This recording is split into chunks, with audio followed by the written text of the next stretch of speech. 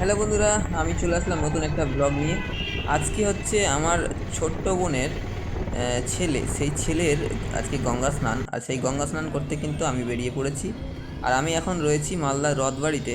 মালদা রথবাড়ি থেকে আমি সদুল্লাপুর যাওয়ার গাড়ি খুঁজছি। তো এখানে আমি একটা গাড়ি পেয়ে গেছি, গাড়িতে বসে আছি। আর বসে থাকতে থাকতে আমি তোমাদের রথবাড়ি ব্রিজের ছোট্ট একটা ভিডিও তোমাদের সাথে শেয়ার করছি।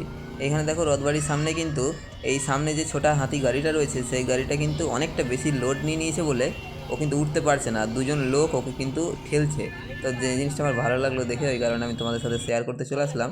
আর তোমাদের সাথে কথা বলতে বলতেই কিন্তু আমি পৌঁছে গেলাম একদম সদুল্লাপুরে। এই হচ্ছে সদুল্লাপুরের সেই ভাইরাল দোকানগুলো, যেখানে বড় বড় হাতি হাতি পায়া লুচি বিক্রি করা হয়, ভাজা হয়। তো আমি কিন্তু চলে এসেছি গঙ্গা স্নান করতে। আর গঙ্গা স্নানের এখানে মন্দিরে কিন্তু আমি ঢুকে পড়লাম। এইখানে দেখো, আমার ভাগনা কিন্তু এইখানে ওর ঠাকুমার কোলে শুয়ে আছে।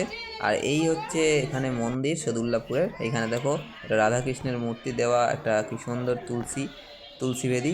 তো যাই হোক, এখানে খুব ভালো লাগে প্রত্যেকবারই, যতবারই আসি ততবারই। আর এই হচ্ছে আমাদের সেই গঙ্গা, যেই গঙ্গাতে আমরা আজকে স্নান করব। জলটা কি সুন্দর, স্বচ্ছ একদম, দারুণ লাগছে দেখে। আর এইগুলো হচ্ছে ছোট ছোট মন্দির সেখানকার। এখানে দেখো একটা ত্রিশূল রয়েছে। আর এইখান থেকে গঙ্গার ভিউটা কিন্তু আরও খুব সুন্দর, আর হাওয়াটাও কিন্তু খুব সুন্দর আসছে। এইখান থেকে লোকজন কিন্তু স্নান করছে, অনেকজনই আজকে এসছে স্নান করতে। আর এই দেখো, আমার ভাগনা কিন্তু ওর ঠাকুমার কোলে শুয়ে আছে, এখন ঘুমিয়ে আছে। তো এই হচ্ছে দেখো এই মন্দির। আর এই মন্দিরের ভেতরে কিন্তু রাম, সীতা, লক্ষ্মণ, হনুমান সব কিছুই কিন্তু রয়েছে, গোপাল সবই রয়েছে। আর এই দেখো বাইরের ভিউটা, আমি তোমাদের দেখাতে চলে আসলাম। এইখানে কি সুন্দর একটা বট গাছ, কি উঁচু আর বড়। আর পাশেই কিন্তু একটা মন্দির, মানে ভাঙাচোরা মন্দির রয়েছে। যাই হোক, এখানে বট গাছের ভেতর থেকে যে সূর্যের ছায়াগুলো পড়ছে আর রোদগুলো যে পড়ছে, দেখে এত সুন্দর লাগছে, মনে হচ্ছে না এটা আমাদের মালদার সদুল্লাপুরের ভিউ।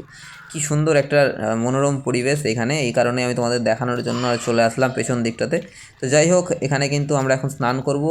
আর এই দেখো, আমাদের কিন্তু স্নান হয়ে গেছে, আর আমার ভাগনারও কিন্তু স্নান হয়ে গেল। আর পুরোহিত মশাই কিন্তু কিছু পুজো অর্চা থাকে, সেই পুজো অর্চাগুলো কিন্তু করে দিলেন। তো যাই হোক, এখানে কিন্তু আমরা সব কিছু করে নিলাম। তো এই ছিল আজকে ছোট্ট ব্লগ। কেমন লাগলো অবশ্যই জানিও। Tata, by.